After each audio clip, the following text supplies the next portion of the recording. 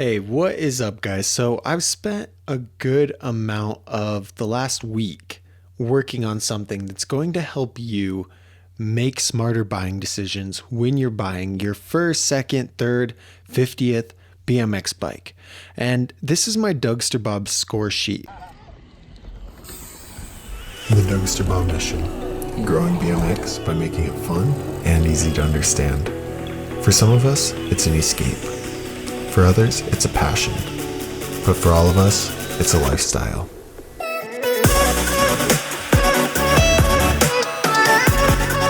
You're gonna love this sport. I'm glad you're letting me teach you everything that I know about it.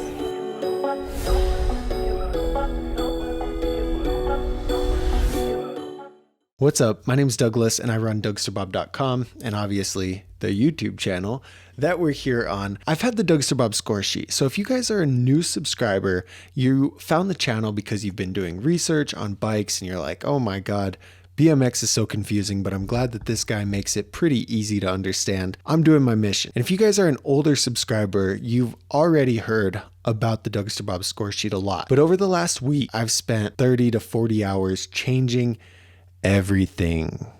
And why would I put myself through that? And the biggest reason is because I wanted to narrow it down a lot more. I wanted to be able to pinpoint and fine tune these scores so that not only they were more accurate, but they were a lot more factual. In some different versions of the score sheet, some of it goes off of opinion. And in some of my bike reviews, those opinions reflect out. And I want to keep my content, some of my content about reviews and about the different bikes as factual as possible. And I don't want any kind of biases towards different kind of bikes because sometimes that gets brought up. And to be fair, I do recognize different biases here and there with different brands. We the People is a big one that I was pretty harsh on in the previous reviews of We the People. Now, everyone else changed their prices with the 2022 bikes. The prices went up substantially. We the People has gone through two different price increases now since their initial release of the 2021 line. But even with those price increases, they're fairly priced compared to similar quality bikes.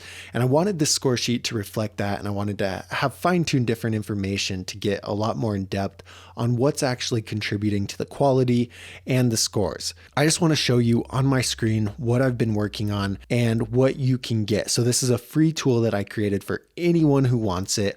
All you have to do is click the link in the description, put in your email address, and I'll send you the link to the score sheet so that you can check out this link. You can look for bikes that you want and you can get a lot of information from it. When you get the link, there's a video in that email that tells you how to use it a little bit more because I'm not going to go over it in this video.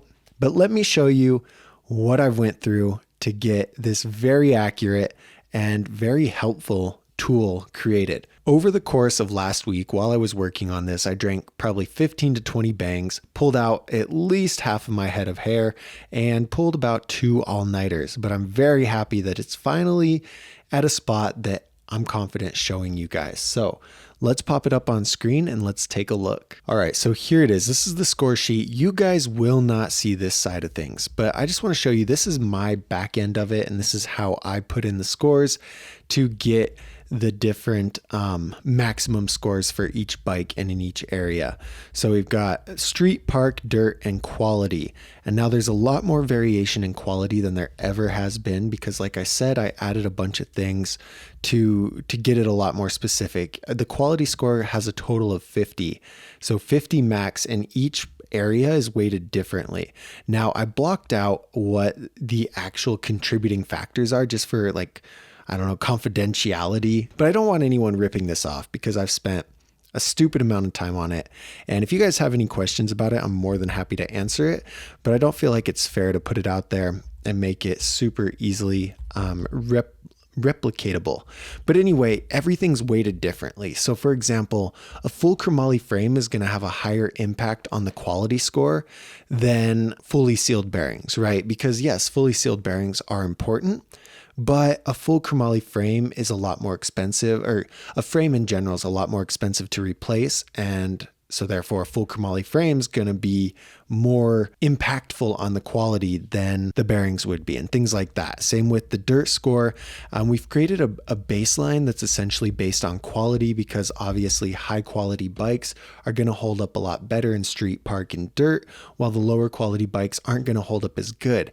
But then some bikes have certain modifiers that can make that bike better for specific types of riding. And so everything has a fair baseline. And then if they're built for a specific type of riding, they really exceed in that score. So this is kind of what goes into it. I just wanted to show you guys how much work it takes to take all this different information, look at every single bike, look at all these different factors, and then come up with an overall score. It's crazy, takes a lot of work, and but I'm very happy with it. So when you get the score sheet emailed to you, again, the link is in the description. This is what it's going to look like.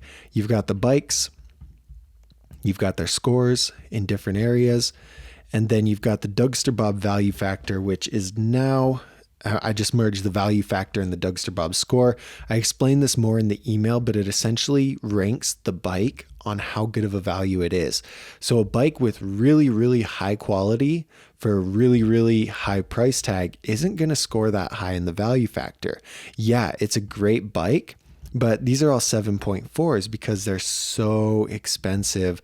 And even with a 10 quality, it might be better value-wise to get something that's only a 7.4 quality and about $600 cheaper. That's why the value score is going to be higher for these different bikes. So if you guys are really value conscious, you can sort it this way, and it's going to tell you what that value of the bike is. And so this is game changer already, because this is something that I wanted to have to rank value. But before I could do that, I needed a really accurate and articulated quality score. So we got that. Okay.